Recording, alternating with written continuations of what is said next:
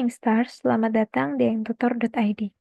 Kali ini kita akan membahas materi menarik yang akan membantu kalian dalam persiapan tes TOEFL ataupun TBI SPMB PKN STAN.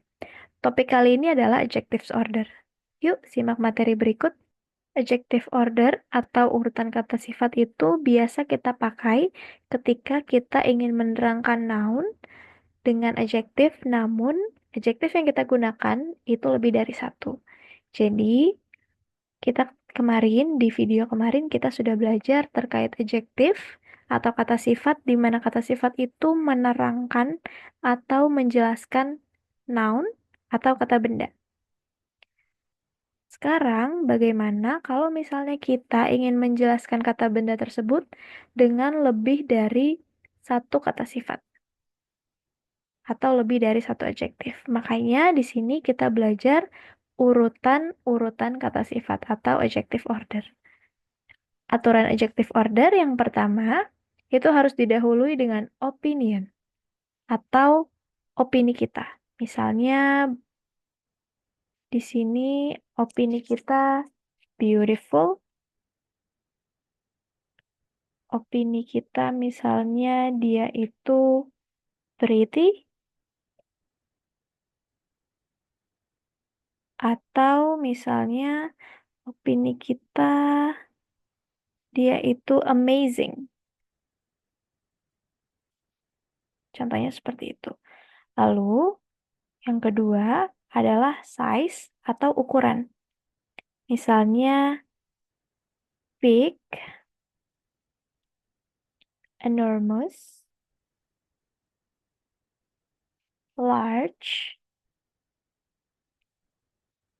little, dan lain sebagainya.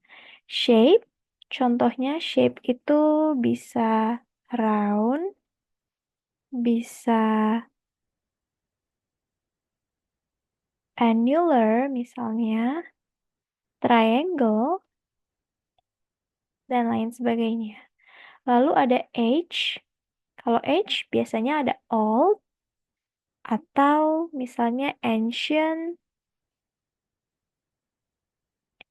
misalnya lagi bisa new, young, dan lain sebagainya.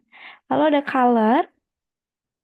Kalau color misalnya ada blue, yellow, navy, sebagainya. Untuk origin, origin itu adalah asalnya. Misalnya ada Indonesian, berasal dari Indonesia gitu. Atau mungkin French. Atau misalnya dari Greek. Lalu ada material, material itu bahannya. Bahannya bisa dari cotton atau gold misalnya, atau metal, dan lain sebagainya. Lalu ada purpose di sini yang terakhir. Purpose, purpose itu kegunaannya. Misalnya dia untuk traveling, atau misalnya untuk touring, bisa. Atau untuk running, misalkan running shoes, kegunaannya sepatu untuk lari. Nah, running itu adalah sebagai purpose-nya. Lagi-lagi kalau adjective order itu dia kegunaannya untuk apa? Untuk menerangkan noun-nya, kata bendanya. Jadi jangan lupa, yang terakhir akan selalu ada noun.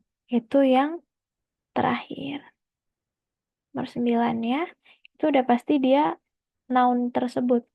Jadi kata benda yang diberikan keterangan lebih lanjut itu ada di bagian akhir. Seperti itu. Dan apakah harus semuanya terpenuhi? Ada beautiful, ada opinion, ada size, shape, sampai ke purpose. Apakah harus semuanya terpenuhi? Enggak, tidak harus. Jadi yang penting urutannya adalah ini. Opinion, size, shape, age, color, origin, material, purpose. Baru nanti ada noun. Sebenarnya di sini sebelum opinion ada determiner. Determiner itu apa? Determiner itu dia contohnya adalah a atau an atau the. Nah, jadi determiner dulu, baru nanti opinion, size, shape, age, color, origin, material, purpose. Baru noun. Yang harus pasti ada adalah noun-nya, karena dia menjelaskan si kata bendanya. Jadi harus ada kata bendanya. Ya, ini ya tadi aturan adjective order. Ada determiner, opinion, size, age, shape, color, origin, material, purpose. Kalau misalnya ingin dihafalkan, bisa teman-teman ambil huruf depannya saja. Dosas comp. Nah, dosas comp ini untuk memudahkan teman-teman menghafal urutannya apa saja. Lalu kita coba latihan soal ada I need to soft cotton blankets. Kita lihat. Di sini ada I need. I need blankets. Ini adalah noun-nya tadi atau kata bendanya. Nah, kita mau memberikan tambahan informasi.